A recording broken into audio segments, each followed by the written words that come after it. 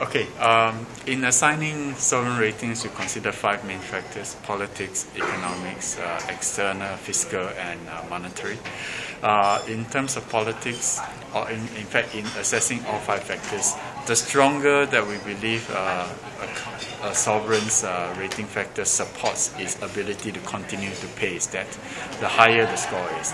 For instance, in politics, we will look to a very stable political regime in which changes or major changes that could affect its ability in the economic growth or the financial system or investors' confidence in the country are very rare. Such changes are rare.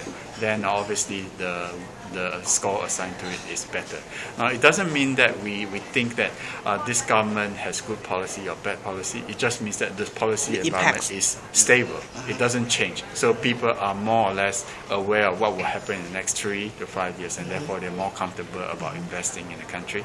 And people who lend the money to the government are more assured that things will not change in a bad way, that they don't get back their money. So this is what we look for in the political factor: stability and predictability, as well as transparency.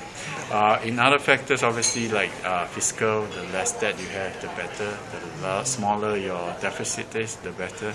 In external assessment, if you have a current account surplus, that's obviously stronger than if you have a current account deficit. And in terms of the economic factor, obviously the higher your income level is, the better, because it means that people will have more confidence in the economy. The economic infrastructure are better developed, and the domestic savings are much higher. For Thailand in particular, what are you concerned the most? Okay, in the near term, if you're talking about changes to the rating, we are most concerned about the political stability in the country.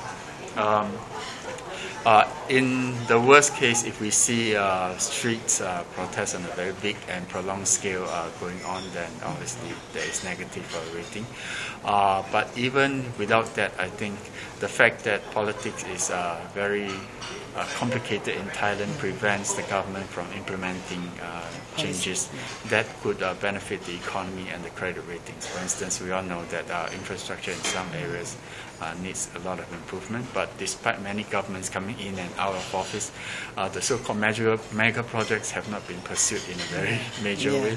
And even the post-flood infrastructure rebuilding, we are not seeing much money being allocated to that so far, even though there's a big plan for that. So the governments obviously need to focus a little bit more on infrastructure and also educational reform. Now, Thailand's economy has been performing well for a very long time, but in order for Thailand's economy to go on to a higher level, obviously, we need some educational reform, because one complaint from some foreign investors is that the skills being taught at schools in Thailand are not quite what they would expect from a highly skilled workforce, and that's constraining some of the higher value-added activities here. And yet, for the past few years, we are not hearing anything about educational reforms in Thailand. So these are some of the things that we think policy changes could be made where the long-term economic outlook for Thailand will be assured, but we don't see this happening in the current political environment. What about the fiscal flexibility? Fiscal flexibility, I mean, historically, Thailand has always had a very conservative fiscal policy. If you put in social security fund, I think in most years until recently they have had surpluses. It's only in the past few years that we start seeing deficits. And the government now is proposing some infrastructure building in a big way. Hopefully that comes through. If it comes through and the budget goes into negative, that is still tolerable, because, as I said, it probably would help long-term economic prospects.